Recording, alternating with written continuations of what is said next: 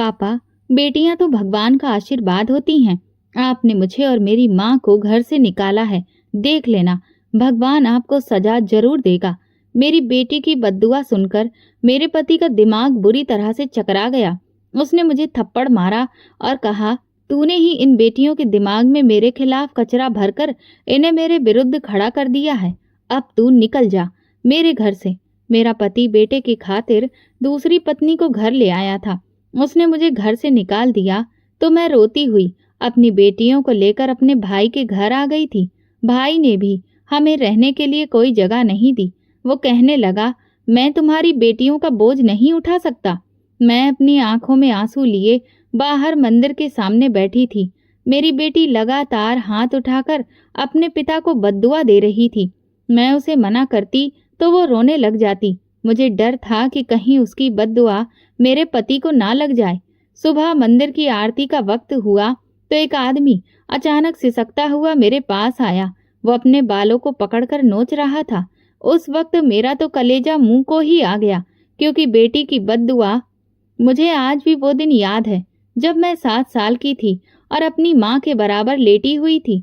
मेरी नन्ही उंगलियां माँ के हाथों को थामे हुई थीं, जिन्हें मैं इस दुनिया का सबसे नरम और सबसे सुरक्षित आसरा समझती थी। माँ के हाथों में अपनी पूरी दुनिया को मैं समेट लेती थी। आधी रात का वक्त हो चुका था। कमरे में हल्की सी रोशनी जल रही थी। मेरी आंखें तेज प्यास लगने की वजह से खुली तो मैं माँ का हाथ पकड़कर बोली, माँ, मुझे प्यास लगी है, मेरे लिए पानी ले आओ। लेकिन माँ थी कि मेरी तरफ देख ही नहीं रही थी। इस बार मैंने उसके चेहरे पर हाथ मारते हुए कहा, माँ, मुझे प्यास लग रही है। लेकिन इस बार भी मुझे कोई जवाब नहीं मिला। मैंने धीरे से उनका कंधा भी हिलाया, लेकिन माँ बिल्कुल खामोश थी।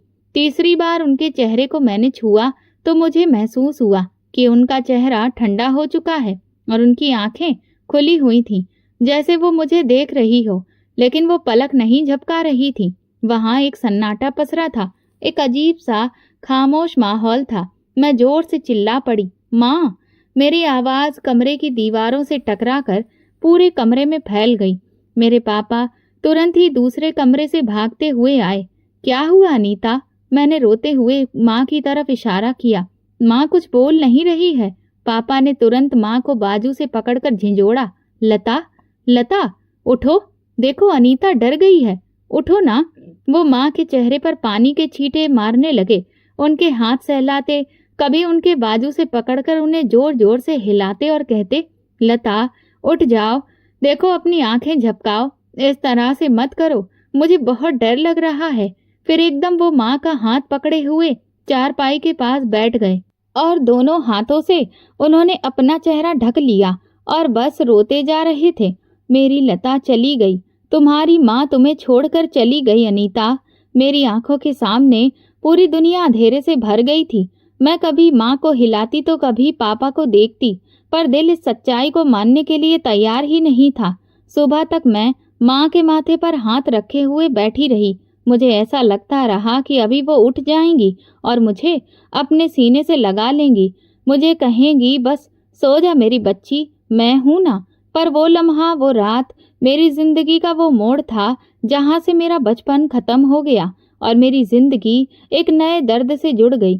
सुबह हुई, अर्थी उठी तो पापा के कंधों पर सिर्फ माँ की लाश नहीं गई थी, बल्कि वो खुद भी उनके साथ खत्म हो चुके थे। फर्क सिर्फ ये था कि उनका शरीर सामने सबको दिखाई दे रहा था।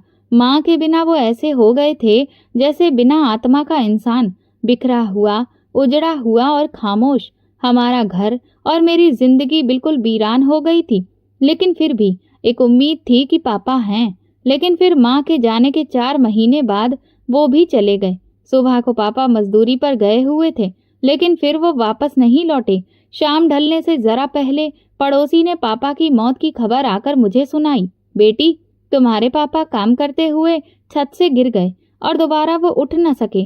मेरी छोटी सी दुनिया पूरी तरह से उजड़ चुकी थी। मेरे चाचा संतोष मुझे अपने घर लेकर आए। वो बहुत रो भी रहे थे और मेरे सर पर हाथ भी रखा और धीरे से बोले, अब तुम हमारी बेटी हो अनीता। लेकिन वो हाथ पापा के जैसा नहीं था। वो सिर्फ हमदर्दी की वजह से ऐसा कह रहे थे, लेकिन हकीकत इस सब से बिल्कुल अलग थी। मेरी चाची की नज़रें पहले ही दिन बहुत मुझे अजीब सी लगी। वो मुझे देखकर कहने लगी, अब ये भी यहाँ रहेगी, खाएगी, पहनेगी, भला इसका खर्च कौन उठाएगा? मैं बहुत छोटी थी, लेकिन फिर भी उनकी इस बात पर मेरी नज़रें झुक गईं। उनके घर में दिन ब दिन मेरी जगह कम पड़ने लगी थी। पहले मेरा कमरा छोटा होकर स्टोर रूम बन गया, फिर धीरे धीरे वहाँ मेरे अलावा घर का गैर जरूरी सामान भरने लगा और फिर किचन के कोने में ही मेरा बिस्तर लगा दिया गया था। मेरे लिए सब कुछ बदल गया था। मुझे भूख बहुत लगती थी।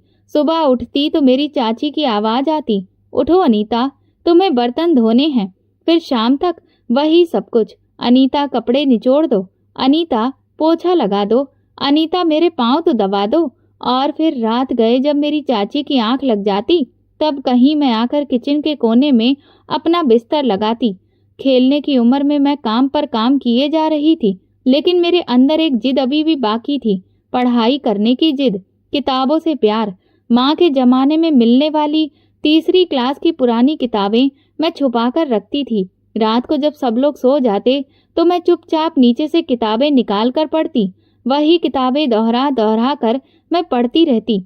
हर पन्ना मेरी सांसों से जुड़ा हुआ लगता था, लेकिन एक रात वो भी मुझसे छीन ली गई। अचानक मेरी चाची जाग गई और मुझे किताबें पढ़ते देखकर वो गुस्से से पागल हो गई। कम बखत, छुप छुप कर पढ़ रही है, तेरी औकात ही क्या है? बड़ी आई, नौकरी करेगी, डॉक्टरनी बनेगी, शकल देखी है अपनी? उन्होंने वो किताबें मुझसे छीनी और चूल्हे में झोंक दी। मैं रोती रही और अपनी जलती हुई किताबों को देखती रही। वो जलती किताबों का धुआं मेरे चेहरे पर पड़ रहा था और आंखों में आंसू बढ़ते जा रहे थे। मेरी जिंदगी का मकसद ही अब खत्म हो गया था। मैं बस अपनी चाची के आदेश पर चलने वाली एक रोबोट मशीन बन गई थी। पर इस तरह से मैं बड़ी होती गई। फिर एक दिन चाचा और चाची आपस में बातें कर रहे थे और मैं किचन में बर्तन धो रही थी, लेकिन उनकी बातों की आवाज़ हवा में तैरती हुई मेरे कानों तक पहुंच गई। चाची ने कहा, इसकी जल्दी से शादी कर दो, समझ गए? क्योंकि ये जितनी ज़्यादा बड़ी होती जाएगी उतना ही हमारा खर्च बढ़ेगा। कोई रिश्ता देखा ताकि कुछ बोझ कम हो जाए। मैं वो रात आज तक नहीं भूली। सुबह मेरी चाची मेरे लिए अपना एक पुराना लाल रंग का जोड़ा लेकर आई। सुन ले, ये आज पहन लेना, आज मेहमान आएंगे, तेरा रिश्ता होने वाला है, वो तुझे देखने आ रहे हैं। ये सुनते ही मेरे हाथ कांपने लगे, पूरा शरीर पसीने से भीग गया, लेकिन मेरी चाची की आंखों में दया नाम की कोई भी चीज नहीं दिख रही थी। अरे, कब तक हम लोगों पर यूं ही बोझ बनी रहेगी? आखिर हर लड़की की किस्मत में विदा होना तो लिखा होता है। मैं आईने के सामने खड़ी थी। मेरी चाची के जोड़े में मैं खुद को देख रही थी, जो हर तरफ से मुझ पर ढीला ढाला लग रहा था।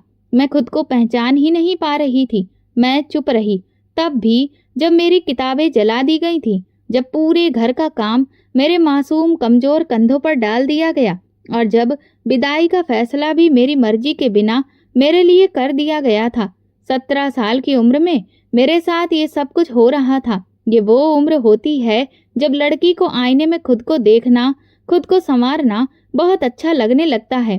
वो नए नए सपने बुनती है, रंगीन चूड़ियों में खुद को देखती है, बालों में कभी फूल सजाती है तो कभी नए नए गहने पहनती है। लेकिन मेरे हिस्से में ये सब कुछ नहीं आया था, न चूड़ियां, न सपना और न ही कोई श्रृंगार। मेरी विदाई की खबर ऐसे सुनाई गई थी जैसे किसी बेकार सामान को घर से बाहर निकाला जा रहा हो। अगले हफ्ते शादी है अनीता की और लड़के का नाम राकेश है। इसके लिए वो बिल्कुल ठीक रहेगा, काम से भी लगा हुआ है। चाचा ने इस तरह से बताया जैसे कोई सौदा पूरा हो चुका हो। न मुझसे पूछा, न रिश्ता करने से पहले मुझे कुछ भी बताया गया, न कोई राय ली गई, लेकिन मैं चुप रही हमेशा की तरह। विदाई के दिन मुझे सादा सा हल्का गुलाबी रंग का सूट पहनाया गया। न मेहंदी, न जेवर, न कोई सिंगार जो हर दुल्हन की पहचान होती है। शादी मंदिर में हुई थी। पंडित जी ने सारी रस्में करवाईं। जब राकेश आया तो मेरा दिल जोर से धड़कने लगा। वो एक अजनबी इंसान था जिसे मैंने कभी पहले नहीं देखा था। शादी के बाद पहली बार उसकी नज़र मुझ पर पड़ी तो उसके चेहरे पर ना कोई मुस्कुराहट थी और ना ही कोई अपनापन, बस एक संजीदगी थी। कमरे के अंदर दाखिल होते ही उसने कहा, देखो, मैं कोई जज्बाती मर्द नहीं हूँ। मेरे नियम कानून बहुत ही सख्त हैं और तुम्हें उनके हिसाब से चलना होगा और ख्याल भी रखना होगा। मैंने आंखें झुका ली, क्योंकि अब तक मैं यही सीखती आई थी। मैंने उसे कोई जवाब नहीं दिया, भले ही कोई भी बात कितनी ही दर्दनाक क्यों ना हो, पर मैं खामोश रहती थी। सास ने पहले दिन ही कहा, तुम्हारी चाची ने तो कहा था कि लड़की बड़े ही काम की है। अब देखते हैं कि उनकी बातों में कितनी सच्चाई है। उसके बाद मैं इस घर की बहू नहीं, बस नौकरानी बनकर रह गई। पहली ही रात राकेश ने कहा, ये शर्म दिखाने से काम नहीं चलने वाला। जिंदगी की असली सच्चाई यही है। यहाँ पर कोई फिल्म नहीं चल रही है जिसमें तुम शर्माने की अदाकारी करो। समझ आया? मैं चौंक कर उसकी तरफ देखने लगी। क्या पहली रात दुल्हन से इस तरह की बात की जाती है? मैं किसी लड़की को अपने सर पर चढ़ाकर रखने वाला मर्द नहीं हूँ। मेरे काम, मेरी जिंदगी सब मेरे अपने उसूलों पर है। तुम्हें अगर यहाँ रहना है तो खामोशी और चुपचाप के साथ सबका आदेश मानना ही तुम्हारी पहचान होगी। मैंने अपनी जुबान दांतों में दबा ली और कुछ नहीं कहा। अगली सुबह सवेरे सवेरे ही नंद ने दरवाजा बजाना शुरू कर दिया। राकेश, माँ कह रही है कि भाभी को भेज दो, उन्हें घर का काम समझाना है। राकेश ने मुझे इशारे से कहा और मैं उठकर बाहर आ गई। सास ने कहा, नाश्ता बनाओ और आज से घर के सारे काम तुम ही करोगी। देखते हैं कि तुम्हारी चाची ने जो कहा था वो कितना सच है कि तुम बड़े काम की चीज हो। मैंने कोई जवाब नहीं दिया। जैसे वहां काम करती थी वैसे ही यहाँ भी मैंने सब कुछ संभाल लिया। वहां सिर्फ मेरी चाची थी, लेकिन यहाँ तो पूरी फैमिली थी। सारा दिन किचन में ही गुजर जाता था। दोपहर को राकेश जब काम से वापस आया तो मैं पानी का गिलास भरकर उनके सामने लाई। उसने गुस्से से घूरकर मुझे देखा और बोले, मुझे ये नौकरानी की तरह सेवा पसंद नहीं है। तुम्हारा काम है सिर्फ खामोश रहना। जब भी मैं पानी मांगूं तब लेकर आना। मैं कुछ भी नहीं बोली, चुपचाप गिलास लेकर किचन में वापस आ गई। दिन भर मुझे पति के साथ बैठने, बात करने का कोई भी अधिकार नहीं था और ना ही वो खुद भी कभी मुझसे कहता था। न जाने कैसा आदमी था। उसे पत्नी से कोई हमदर्दी ही नहीं थी, ना ही पत्नी से बात करने की कोई जरूरत महसूस करता था। बस रात को एक फर्ज समझकर अपने पहलू में सोने की जगह दे देता था। हर दिन एक नया ताना, हर पल एक नई परीक्षा थी। राकेश के साथ जिंदगी नहीं बल्कि मुझे सजा मिली थी जो मैं काट रही थी। उससे शादी करने के बाद जैसे मेरी जिंदगी ने पलटकर सांस लेना ही छोड़ दिया था। वक्त जैसे रुक गया था और मैं भी दिन रात आंगन, किचन, चारपाई, बर्तन, झाड़ू, बस इसी में लगी रहती थी और यही मेरी दुनिया बनकर रह गई थी। राकेश के नियम किसी जेलर की तरह थे और मैं उनके दिखाए बंधनों की कैदी। बिना किसी जुर्म के मैं ये सजा काट रही थी। एक दिन शाम को हल्की बारिश हो रही थी। मैं चाय बना रही थी और दिल में इच्छा जागी कि मैं बारिश में थोड़ी देर बाहर खड़ी हो जाऊं, सिर्फ कुछ लम्हे आंखें बंद करके अपने लिए जी लूं। मैंने सबको चाय दी और बरामदे में खड़ी होकर बारिश को देखने लगी। लेकिन इस वक्त राकेश की आवाज मेरे कानों में गूंजी, बाहर तब निकलना जब तुम्हारे कदमों के नीचे मेरी लाश पड़ी हो। तुम कोई छोटी बच्ची नहीं हो कि बारिश में भीग कर खुश हो जाओ। ये चोचलेबाजी अपने मायके में छोड़कर आनी चाहिए थी। हमारे यहाँ औरतें इस तरह की हरकतें नहीं करती हैं। मैं वहीं पर रुक गई। चाय का कप हाथ से छूटने लगा था, इसलिए उसके गर्म छींटे मेरे हाथ पर गिरे। पर दर्द का एहसास तभी हुआ जब दिल पर राकेश की वो बातें आग की तरह भड़की थीं। सामने ही सास बैठी हुई थी और चेहरे पर हमेशा की तरह तीखापन और नफरत दिखा रही थी। सुनो राकेश, ये अनाथ लड़की है। हमारे खानदान की इज्जत ये क्या खाक संभाल पाएगी? इसके शौक तो देखो, शादी के बाद भी बच्चों जैसी हरकतें कर रही है। माँ बाप तो कब के मर गए और ये अभी तक खुद को बच्ची समझ रही है। अरे अनाथ होना तो अच्छे खासे इंसान को भी सबक सिखा देता है। न जाने कैसी ढीठ लड़की है जिसे अभी तक बारिश में भीगने का शौक चढ़ा हुआ है। उनकी ये बात सुनकर जैसे मेरी सांसें रुक गईं। क्या अनाथ होना कोई गुनाह है? क्या माँ बाप का मर जाना मेरी गलती है? मेरी आंखों में आंसू तैरने लगे थे, पर मैं जानती थी कि ये आंसू दिखाने के लिए नहीं, पीने के लिए हैं। मैंने अपनी आंखें बंद करके खुद को याद दिलाया, अनीता, तुम्हें रोकर इन लोगों को नहीं दिखाना है। तो मैं बस अपने भगवान के आगे ही ये सब कहना सीख गई थी और किसी को खबर नहीं होने देती थी। रात को राकेश ने अपना फैसला सुनाया जैसे कोई राजा आदेश दे रहा हो। कल मेरे दोस्त आएंगे, तुम दिखाई भी मत देना, बस चुपचाप किचन संभालना, और अगर किसी ने पूछा तो कहना कि मैं इस घर की नौकरानी हूँ। खुद को मेरी पत्नी बताने की कोई जरूरत नहीं है। मैं भी अभी तक अपने दोस्तों को अपनी शादी के बारे में कुछ भी नहीं बताया है। वो तो माँ को ही इतनी जल्दी थी मेरी शादी करने की। मैंने गर्दन झुका ली। मेरी आवाज कहीं पीछे दफन हो चुकी थी।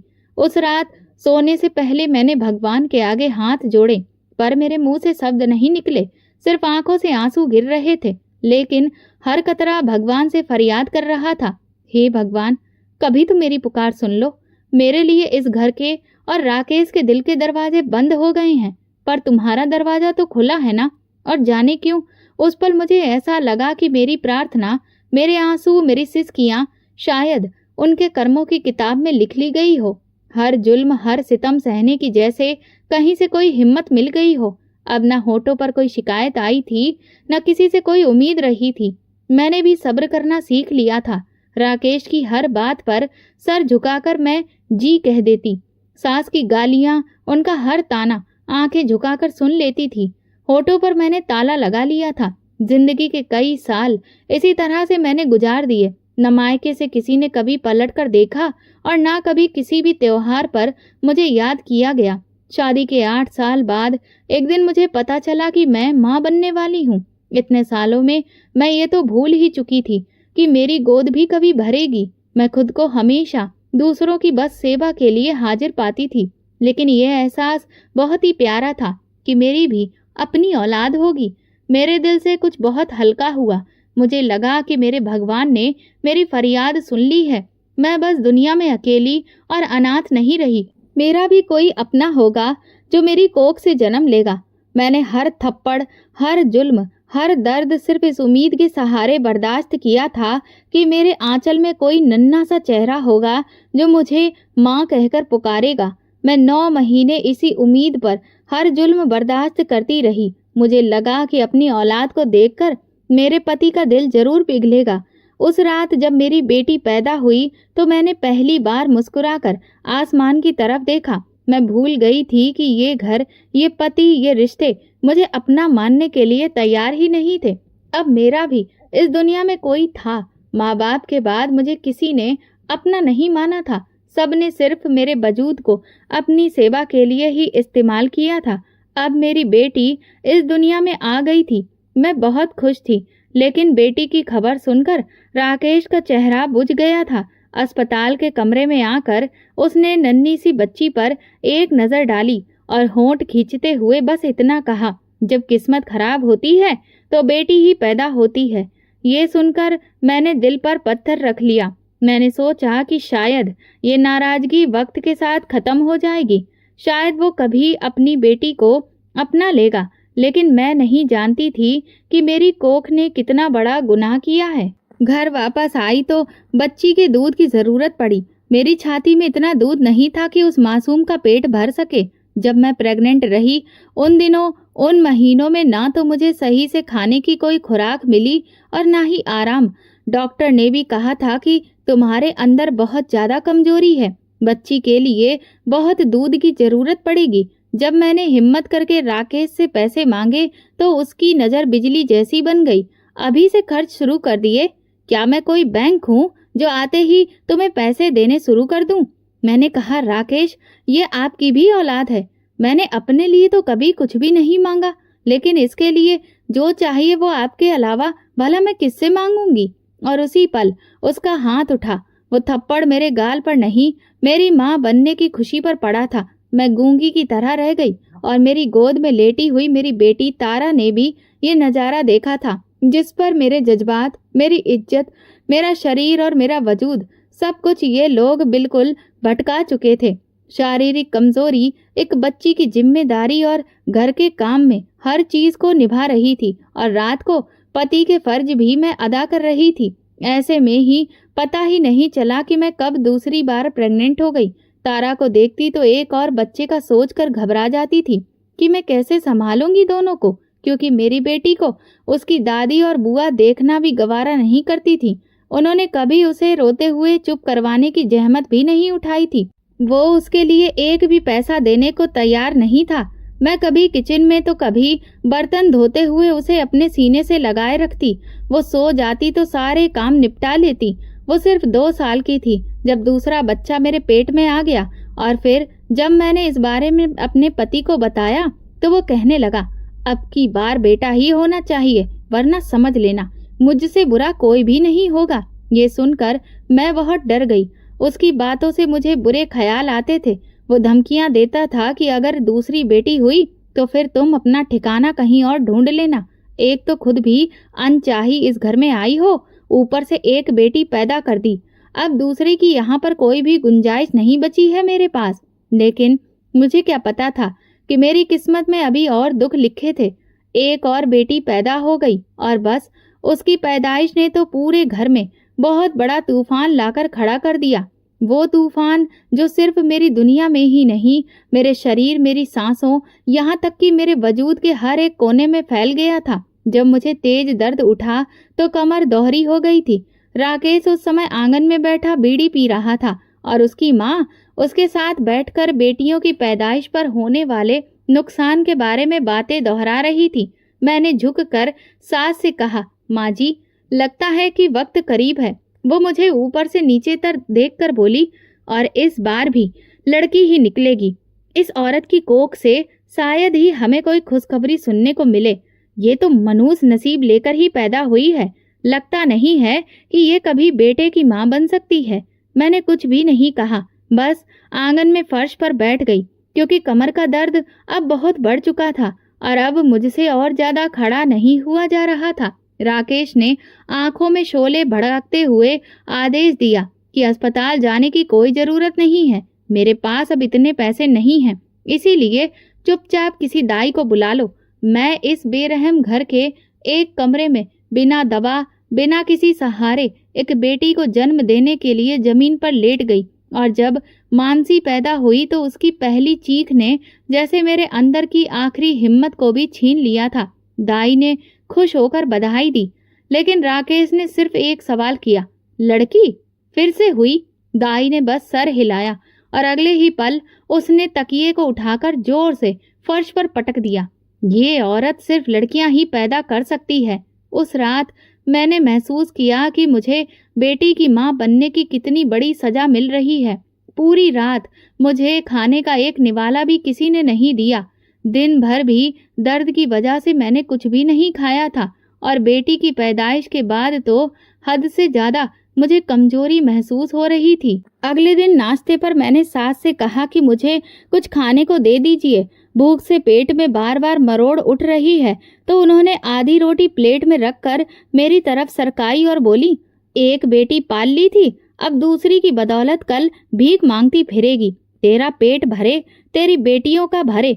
अगर एक बेटी पैदा कर लेती तो तेरी जगह इस घर में बन जाती। हमने तो समझा था कि ये अच्छी लड़की को ब्याह कर ला रहे हैं, हमें क्या पता था कि तू मनुष्य साबित होगी। राकेश अपनी माँ की बातें सुनकर बोला, माँ, अब मैं दूसरी शादी के बारे में सोच रहा हूँ। शायद अब मुझे किसी दूसरी औरत की कोख से ही बेटा मिले। ये औरत तो ना जाने कौन से पाप करके आई है जो इसकी कोख से सिर्फ बेटियां ही निकलती हैं। मैं तो मुंह उठाने के काबिल भी नहीं रहा। 2 बेटियों का बाप बना दिया इस मनुष्य ने। ये सुनकर मेरी आंखें नम हो गईं। मैंने अपनी बेटी को उठाया, उसे गोद में लेकर दूध पिलाने लगी। मेरा दिल बुरी तरह से घबरा रहा था, लेकिन जुबान पर कोई भी शब्द नहीं आया। बस बेटी को सीने से और ज्यादा पास कर लिया और दिल में भगवान को पुकार रही थी। राकेश अब दिन ब दिन सिर्फ बदलते ही नहीं बल्कि बिगड़ते भी जा रहा था। ना वो वक्त पर घर आता, न बच्चियों की तरफ देखता। एक रात वो 2 बजे घर आया और खाना मांगने लगा। मैं थोड़ी देर पहले ही सोई थी। दोनों बच्चियां देर तक जागी थीं। अब आंख लगते ही उसने मुझे आकर जगा दिया। मैंने खाना लाकर रखा तो उसने खाने की थाली पलट दी। ये क्या है? ये खाना है? खाना बनाना भी नहीं आता है तुझे? बेटियां पैदा करने वाली औरत, माँ भी नाकारा और बीवी भी बेकार। मैंने कहा, राकेश, रात के इस वक्त कौन खाना पकाता है? जो बना था वही लेकर आई हूँ। मानसी बुखार में तप रही है। उसके लिए दवा चाहिए। तुम इतने वक्त तक आखिर कहाँ पर थे? उसने सिगरेट का एक लंबा कश लिया और बोला, उसका बुखार खुद जाएगा। मेरी जेब में दवा के लिए पैसे नहीं हैं। कौन सा तुमने मुझे बेटा पैदा करके दिया है जिन पर मैं इतना खर्च करता फिरूं? मैंने कहा, अगर बेटियां हैं तो इसमें उनका क्या कसूर है? माँ बाप के लिए तो औलाद एक जैसी होती है, बेटा हो या बेटियां। तो उसने कुर्सी से उठकर मुझे जोर से दीवार के साथ दे मारा। खबरदार, जो दोबारा बेटियों का नाम मेरे सामने लिया, ये तेरे पापों का नतीजा है। मैं चक्कर खाकर जमीन पर गिर गई। मानसी रोने लगी, तारा भी सहम गई। मेरे माथे से खून बहने लगा, जो मेरी चुप्पी का आखिरी कतरा था। मैं सर पकड़कर बैठ गई। सुबह तक मेरे सर से बहता हुआ खून तो सूख चुका था, लेकिन उसमें दर्द बहुत ज्यादा हो रहा था। सास ने काम करने के लिए बुलाया तो मैंने लाचारी से इनकार कर दिया। बदले में मुझे बेटियों समेत कुछ भी खाने को नहीं मिला। मैं बार बार अपनी बेटी को अपना दूध पिलाती, लेकिन मेरी हालत बहुत खराब हो चुकी थी। पूरा दिन भूखे पेट ही गुजर गया। शाम को राकेश घर आया तो वो अकेला नहीं था, बल्कि उसके साथ एक खूबसूरत लड़की भी थी। उसने उसका हाथ पकड़ रखा था। घर के अंदर आते ही वो चारों तरफ नजरें फेर कर घर को देखने लगी, लेकिन मेरी नजर सिर्फ उसी पर रुकी रही। माँ! राकेश ने अपनी माँ को आवाज दी तो मेरी सास कमरे से निकल आई। माँ देखो, मैं तुम्हारे लिए नई बहू लाया हूँ। अब ये मुझे बेटा देगी। मेरी सास एकटक उसे देख रही थी, जैसे कि उसके आने से भी उन्हें कोई खुशी नहीं हुई। मैं उसके पास गई। राकेश, 2 बच्चियों के पिता होकर तुमने दूसरी शादी कर ली। उसने मुझे कोई भी सफाई देना जरूरी नहीं समझा। सिर्फ इतना कहा, अब तू यहाँ से निकल जा, मुझे अब तेरी कोई जरूरत नहीं है। मैंने उसकी बात को सुना तो सही, लेकिन जैसे मुझे भरोसा ही नहीं हो रहा था। मैंने धीरे से पूछा, हाँ निकल जाऊं अपनी बेटियों को लेकर? हाँ, समझ में आया तुझे? मेरे नसीब में तुझे बेटा नहीं तो फिर मुझे भी तेरी जरूरत नहीं है। उसकी आंखों में कोई नरमी नहीं थी, जैसे कि मैं उसके लिए इंसान ही नहीं, सिर्फ एक गलती थी जिसे अब वो ठीक कर रहा था। मैंने कहा, मैं कहाँ जाऊंगी? मेरे पास इस घर के अलावा और कोई ठिकाना नहीं है। लेकिन वो मेरी कोई भी बात सुनने को तैयार ही नहीं था। अगर तुम नहीं गई तो अपने साथ साथ बेटियों को होने वाली तकलीफ की जिम्मेदार भी फिर तुम ही होगी। मैं सोच भी नहीं सकती थी कि वो इस हद तक नीचे गिर सकता है। तुम्हें इस जुल्म का अभी अंदाजा नहीं है राकेश, कि तुम कितना बड़ा गुनाह कर रहे हो। लेकिन देखना, एक दिन तुम भी तड़पोगे। ये कहते हुए मैंने पल्ला सर पर लिया और एक छोटे से बैग में बच्चियों के कपड़े रखे और दोनों को पकड़कर घर से बाहर आ गई। मेरे कदम लड़खड़ाने लगे। बच्चियों का हाथ पकड़े मैं चलती रही। हे भगवान, अब मैं कहाँ जाऊं? तारा मेरे साथ साथ खामोशी से चल रही थी। मानसी मेरी गोद में थी। मेरे अंदर एक लावा उबल रहा था। मैंने कितने साल इस घर में सब कुछ चुपचाप बर्दाश्त किया, अपनी जिंदगी इन जालिमों की सेवा में झोंक दी। लेकिन ये नहीं सोचा था कि वो मुझे एक दिन इस तरह से निकाल देंगे। उम्मीद की आखिरी किरण अब मेरे लिए मेरे चाचा का घर ही था, जिन्होंने सालों तक मुझे कभी भी पलट कर नहीं देखा था। आखिर में मैं कहाँ जाती? इसीलिए वहीं पर मैं लौट आई थी। लेकिन जैसे ही मेरी चाची ने दरवाजा खोला और मुझे ऊपर से नीचे तक देखा और बच्चियों की तरफ नजर दौड़ाई, तो वो तुरंत ही ऊंची आवाज में बोली, अजी सुनिए, आपके स्वर्गीय भाई की बेटी आ गई है, पर लगता है सब कुछ छोड़ छाड़ कर आई है। चाचा आए तो मैंने उन्हें नमस्ते किया। चाचा, मैं अपनी बेटियों के साथ यहाँ आपके दरवाजे पर आई हूँ। चाचा, मेरा पति राकेश कोई अच्छा इंसान नहीं था। उसने मुझे घर से निकाल दिया। वो रूखे स्वर में बोले, अनीता, हमने तुम्हें बचपन से बड़े तक पाला और फिर तुम्हारी शादी भी कर दी। अब तुम हम पर और क्या बोझ बढ़ाने के लिए आई हो? मेरी सांसें ये सुनते ही रुक गईं। तारा ने मेरे पल्लू का कोना पकड़ लिया, जैसे वो डर गई हो। चाचा, मेरे लिए ना सही, लेकिन कम से कम इन बच्चियों के लिए ही। मैं अभी कुछ कहने ही लगी थी कि उन्होंने तुरंत हाथ उठाकर मुझे बाहर जाने का इशारा कर दिया। देखो, हमने अपनी जिम्मेदारी पूरी कर दी है। अब ये बोझ हम लोग नहीं उठा सकते हैं। मेरी चाची ने दरवाजा मेरे मुंह पर बंद कर दिया। दरवाजा धड़ाम से बंद हुआ और मेरी दुनिया फिर सड़क पर आ गई। रात अंधेरे से भर रही थी। मेरे कंधों पर 2 बच्चियों का बोझ था। मैं कहाँ जाती? दिल डर से घबरा रहा था। वहां पास में ही एक पार्क था। मैंने झिझकते हुए बच्चियों को ले जाकर एक बेंच के किनारे बैठने की हिम्मत की। तारा ने अपना सर मेरे पैरों पर रखा और बोली, माँ, आज हम लोग कहाँ सोएंगे? मैंने आसमान की तरफ देखा, जैसे वहां से कोई जवाब आएगा। मैंने कहा, बस थोड़ी देर यहीं बैठेंगे। भगवान का घर पास में ही है। अभी थोड़ी देर के बाद कुछ सोचेंगे। उसे मैंने पकड़ते हुए तारा सिसक सिसक कर सो गई। मेरे साथ चलते चलते वो भी बहुत थक गई थी। मानसी भी हल्की हल्की कराह रही थी, जिससे पता चल रहा था कि वो भूख से बेहाल है। मेरे पास 1 रुपए का सिक्का तक नहीं था, पानी की बोतल तक नहीं थी। आरती की आवाज हुई तो मेरी आंख से आंसू बह निकले। दिल ने कहा, इंसानों के दरवाजों पर तो सिर्फ बेइज्जती ही मिलती है, अब शायद भगवान का दरवाजा ही खटखटाना बाकी है। मैंने दोनों बेटियों को साथ लिया और पास के मंदिर के बाहर बैठ गई। वहां बहुत सारे लोग आ जा रहे थे, लेकिन किसी ने भी हम पर दया की नजर नहीं डाली। तब तारा ने आंख खोलकर आसमान की तरफ देखकर सवाल किया, माँ, भगवान जी हमें दूसरा घर देंगे? ये सुनते ही मेरे अंदर कुछ टूट गया। मैं अपनी बेटी को सीने से लगाकर कहने लगी, हाँ मेरी बच्ची, वो जरूर देंगे, बस तुम सब्र करो। तारा ने आसमान की तरफ देखा और बोली, भगवान जी, पापा ने हमें घर से निकाला है, उन्हें आप सजा देना। मैं घबरा गई।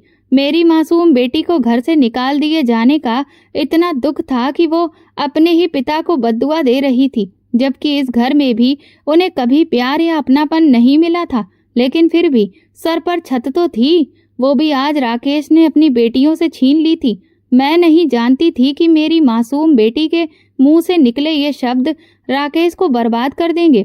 थोड़ी ही देर के बाद एक औरत मेरे पास आकर धीरे से पूछने लगी, अरे बहन, तुम कहाँ से आई हो? मैं रोती हुई आवाज में बोली, कहीं से भी नहीं, मेरा कोई भी घर नहीं है। अगर वो घर मेरा होता तो मुझे वहां से कभी भी निकलना नहीं पड़ता। बस अब मैं भटक रही हूँ। उन्होंने कहा कि मैं अनाथ बच्चों और विधवा औरतों के लिए एक छोटा सा आश्रय घर चलाती हूँ, तुम मेरे साथ आओ। मैंने अपनी बेटियों की तरफ देखा और पहली बार मुझे ऐसा लगा कि शायद भगवान ने मेरी आंसुओं से की गई प्रार्थना को सुन लिया हो। मैं उसके साथ उसके छोटे से आंगन के अंदर पहुंची। किसी माँ के लिए इससे बड़ी खुशी क्या होगी कि उसकी औलाद को सुरक्षित छत मिल जाए। उसने कहा कि मेरा नाम सुनीता है, तुम मुझे अपनी बड़ी बहन की तरह ही समझो। तुम बहुत थकी हुई होगी, अभी तुम खाना खाकर कुछ देर आराम कर लो। मुझे ऐसा लगा जैसे कोई मेरे जख्मों पर सालों बाद मरहम रख रहा हो। ये शब्द मैं न जाने कितने सालों से सुनना चाहती थी। शायद माँ के मरने के बाद किसी ने आज पहली बार मुझसे इतने प्यार से कहा था कि खाना खा लो, वरना उस दिन से आज तक सिर्फ हाथ फैलाकर ही मुझे खाना मिला था और किसी ने कभी नहीं कहा था कि आराम कर लो। सुनीता दीदी ने जब मेरे झुके थके वजूद और सहमी हुई बेटियों को देखा तो बिना कुछ पूछे बस एक दरवाजा खोलकर बोली, अब ये तुम्हारा कमरा है, जब तक तुम चाहे यहाँ पर आराम से रह सकती हो, सुकून से, इज्जत से। मेरी आंखों में ये सुनते ही आंसू भर आए। वो छोटा सा कमरा जिसमें एक पलंग, एक पंखा और कोने में रखी छोटी सी अलमारी थी, मेरे लिए किसी महल से कम नहीं था। वो छत जो रात को बारिश से बचाती थी, वो दीवारें जो मुझे तेज धूप में छाया दे सकती थी, मेरे लिए वही किसी स्वर्ग के जैसी थी। कई दिनों के बाद मेरे वजूद ने सुरक्षा शब्द का मतलब महसूस किया था। मैंने धीरे से मानसी को गोद में लिटाया। तारा मेरे सामने बैठी थी। वो आंखों से सवाल कर रही थी कि अब क्या होगा, और मैं माँ होते हुए भी चुपचाप थी। सुनीता दीदी एक प्लेट में गरम रोटी, दाल और बच्चों के लिए दूध लेकर आई। मैंने कांपते हाथों से रोटी तोड़ी, तारा को निवाला खिलाया। कल रात से मेरे पेट में एक भी रोटी का टुकड़ा नहीं गया था।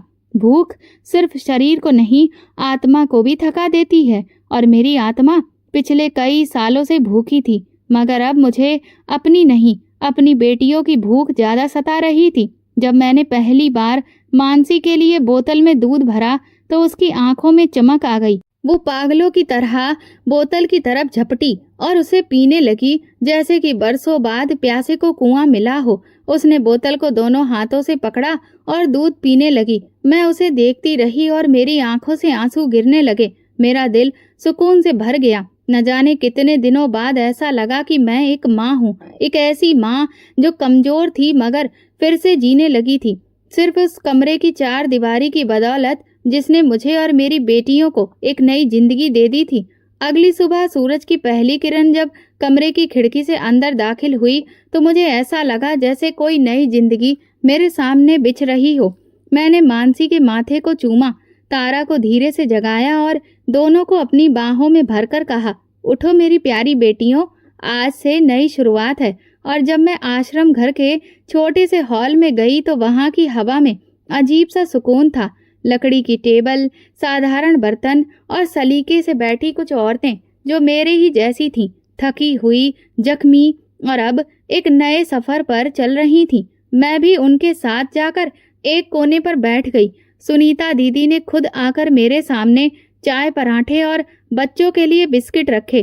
तारा ने जब पहली बार चाय में डुबोकर बिस्किट खाया तो उसके चेहरे पर जो रोशनी आई उससे बढ़कर सूरज की रोशनी भी फीकी थी। बच्चों की किलकारियां गूंज रही थीं और मैं पहली बार किसी के कहने पर बैठकर नाश्ता कर रही थी। मेरे दिल के अंदर छुपा वो गहरा जख्म जो राकेश ने बरसों में काट कर गहरा कर दिया था, धीरे धीरे भरने लगा था। ऐसा नहीं था कि वो सारे दुख मिट गए थे, पर जैसे हर गुजरते पल के साथ उनका तीखापन कम हो रहा था। जैसे मैं खुद को पहली बार एक इज्जतदार इंसान समझने लगी थी, ना सिर्फ माँ, ना सिर्फ औरत, बल्कि वो अनीता जो सालों बाद पहली बार अपने वजूद को पहचानने लगी थी। कुछ दिनों से जिंदगी जैसे थोड़ी थोड़ी करके मेरे जख्मों पर मरहम रख रही थी। आश्रम घर की दीवारें जो कभी मुझे अजनबी लगती थीं, अब माँ की गोद के जैसी सुरक्षा देती थीं। एक दिन सुनीता दीदी मेरे कमरे में आईं।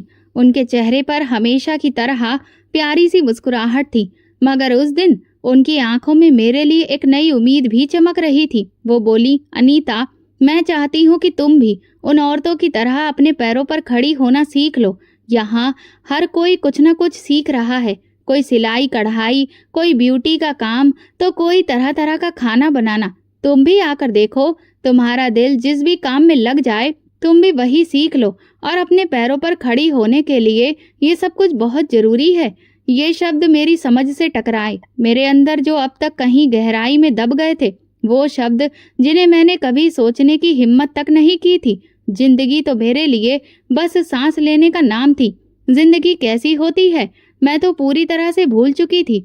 मैंने धीमी आवाज में पूछा, क्या दीदी सच में ऐसा हो सकता है? मैं भी अपने पैरों पर खड़ी हो सकती हूँ? उनके लहजे में वो माँ जैसी ताकत थी जो हारी हुई बेटी को लड़ने की हिम्मत देती है। उन्होंने मेरे दोनों हाथ पकड़ लिए। क्यों नहीं अनीता, तुम तो बहुत बहादुर हो। तुमने जो कुछ सहा है उसके बाद भी तुम संभल गई हो। तुम्हें तो अपने बच्चों के लिए आगे बढ़ना है। अब उनकी उम्मीद तुम ही हो, उनके लिए रास्ता तुम ही बनाओगी। तुम्हें उनके पढ़ा लिखा कर आगे बढ़ाना है और उनके पैरों पर खड़ा भी करना है। इसके लिए तुम्हें पहले खुद के पैरों पर खड़ा होना होगा। उनके शब्द मेरे अंदर एक तूफान ले आए, जैसे बरसों से दबी हुई ख्वाहिश को एक नया सहारा मिल गया हो। मैं झिझकते हुए सिलाई कढ़ाई सीखना शुरू किया और दोनों में ही कुछ ही दिनों में मेरा ऐसा हाथ लगा जैसे मेरे हाथों ने अपना खुद का खोया हुआ कोई हुनर पहचान लिया हो। 2 महीने गुजरे और मेरे हाथ सिलाई मशीन पर इस कदर रफ्तार पकड़ चुके थे कि मैं कठिन से कठिन डिजाइन भी बड़े ही आराम से बना लेती थी। हर हफ्ते सुनीता दीदी मेरी मेहनत के कुछ पैसे मेरे हाथ पर रख देती थी तो मेरी आंखों से आंसू निकल पड़ते थे। मैं वो लम्हे कैसे भूल सकती थी जब मानसी को बुखार था और मेरे पास दवा के लिए 1 रुपया भी नहीं था। जब तारा भूखी थी और मेरे हाथ पूरी तरह से खाली थे, तब मैंने ये जाना कि राकेश जैसे मर्द जो सहारे के नाम पर औरतों को कैद करके रखते हैं, वो दरअसल उनकी बुनियादी सुविधाएं भी छीन लेते हैं। धीरे धीरे सालों बीत चुके थे। मेरी बेटियां अब अच्छे स्कूल में पढ़ रही थीं। जो सपने मैंने कभी अपनी आंखों में पाल रखे थे, अब वो मेरी बेटियों की सूरत में पूरे हो रहे थे। मैंने अपने काम में इतनी महारत हासिल कर ली थी कि आज मैं एक सिलाई सेंटर में बच्चों और अपने जैसी औरतों को सिलाई का काम सिखाने वाली टीचर बन चुकी थी। गर्मी अपनी शिद्दत पर थी। सूरज आसमान से आग बरसा रहा था और मैं हमेशा की तरह अपनी वर्कशॉप में औरतों को कटिंग करना, और सिलाई की तरह तरह की ट्रेनिंग दे रही थी। पंखे की हल्की आवाज़ और मशीनों की आवाज़ में वक्त का पता ही नहीं चल रहा था कि अचानक दरवाजे के बाहर किसी के बैठने की आवाज़ सुनाई दी। मैंने नज़र दौड़ाई तो एक बहुत ही ज़्यादा थकी हुई औरत दिखाई दी, जिसका चेहरा धूप से जला हुआ था। वर्कशॉप के दरवाजे के साए में आकर वो बैठ गई। उसके कपड़े फटे हुए टुकड़ों में बदल चुके थे और माथे से बहता पसीना उसकी बेबसी की गवाही दे रहा था। उसके होठों से दबी दबी सी आवाज़ निकली, बेटी कोई पानी ही पिला दो, मेरे गले में बहुत कांटे चुभ रहे हैं, मैं बहुत प्यासी हूँ। मैं अचानक से अपने काम से हाथ रोककर पानी का गिलास भरकर उसके पास पहुंची। जैसे ही मैंने पानी का गिलास उसके हाथ में दिया तो उसने मेरी आंखों में झांकते हुए एक ठंडी सांस भरी और कहा, तुम अनीता हो ना, राकेश की पत्नी? ये सवाल मेरे वजूद में एक तूफान की तरह उतर गया। मैं पल भर को पत्थर हो गई। कितने साल बीत चुके थे उस नाम को सुने हुए। मैंने धीरे से हाँ में सर हिलाया। उसने पानी के कुछ घूंट अपने गले से नीचे उतारे और फिर सिसक कर बोली, मैं उसकी माँ हूँ, जिसे उसने अपने घर से धक्के देकर निकाल दिया। क्या तुमने मुझे पहचाना नहीं? ये सुनते ही मेरा वजूद जैसे सुन्न पड़ चुका था। वो राकेश जो कभी मुझे इंसान नहीं समझता था, जिसने मेरी बेटियों को बोझ कहा था, जिसने मेरी ममता को शर्मिंदगी बताया, जिसने मुझे बेइज्जत करके बेटियों के साथ घर से निकाल दिया, आज खुद उसकी माँ दर दर फिर रही थी। वो रोती जा रही थी और अपनी कहानी सुनाती जा रही थी। तुम्हारे जाने के बाद वो जिस लड़की को तुम पर सौतन बनाकर लाया था, वही अब उसके लिए मुसीबत बन गई। राकेश की आंखों की रोशनी चली गई है और अब उसके हाथ पैर भी उसका साथ नहीं देते। वो अब सिर्फ एक लाचार है और कुछ भी नहीं। और उसकी नई पत्नी अब दिन भर गायब रहती है। वो दूसरे मर्दों के साथ अपनी जिंदगी रंगीन बना रही है और राकेश को एक अंधेरे कमरे में बंद करके चली जाती है। उसने मुझे भी अपने ही बेटे के हाथों धक्के देकर निकलवा दिया। मेरे अंदर कुछ टूटता चला गया। दिल में ना गुस्सा था ना हमदर्दी, सिर्फ अजीब सा सुकून था। वो वक्त जब मैं अपनी तड़पती बच्चियों के लिए दवा के पैसे मांगती थी, वो रातें जब मैं भूखी सो जाती थी, वो लम्हे जब मेरी ममता को बदनाम किया गया, सब मेरे सामने किसी फिल्म की तरह चलने लगा। और आज वही इंसान जो खुद को हमारा मालिक समझता था, जो औरत को पाँव की जूती समझकर उसे हमेशा ठोकर मारता रहा था, खुद लाचार होकर एक कोने में पड़ा था और दूसरों की दया का मोहताज था। और आज उसकी माँ भी पानी के सिर्फ एक गिलास के लिए अजनबियों के दरवाजे पर आ गई थी। मैंने पानी का दूसरा गिलास भरकर उन्हें दिया और दिल में अपने भगवान को धन्यवाद दिया, लेकिन जुबान पर कुछ भी नहीं आया। बस दिल में एक ही बात गूंज रही थी, भगवान तुम ही सबका हिसाब किताब करने वाले हो। जुल्म करने वाले तुम्हारे हिसाब से कभी बच नहीं सकते। राकेश की कहानी ने मुझे और भी ज्यादा मजबूत कर दिया था। वो इंसान जिसने मुझे बेकार समझा, आज खुद बेकार हो चुका है और मैं आज अपनी बेटियों के साथ अपने पैरों पर खड़ी एक इज्जत भरी जिंदगी गुजार रही हूँ। और अब मैं पूरे भरोसे के साथ ये कह सकती हूँ कि औरत कभी भी कमजोर नहीं होती है। बस जिस दिन वो खुद को पहचान ले तो उसमें इतनी हिम्मत होती है कि वो अकेले एक पहाड़ को भी गिरा सकती है। अपनी कहानी से मैंने जो भी सबक सीखा, उसके बाद मैंने ये फैसला किया था कि सुनीता दीदी की तरह मैं भी बेसहारा औरतों और बच्चों को सहारा दूंगी और उनके लिए एक उम्मीद की किरण बनूंगी। आज जो मेरी कहानी सुन रहे हैं, मैं उनसे भी प्रार्थना करती हूँ कि आप भी किसी न किसी तरह से कभी किसी का सहारा बनिए, क्योंकि ये दुनिया बस इंसानियत के रिश्ते से ही चल सकती है।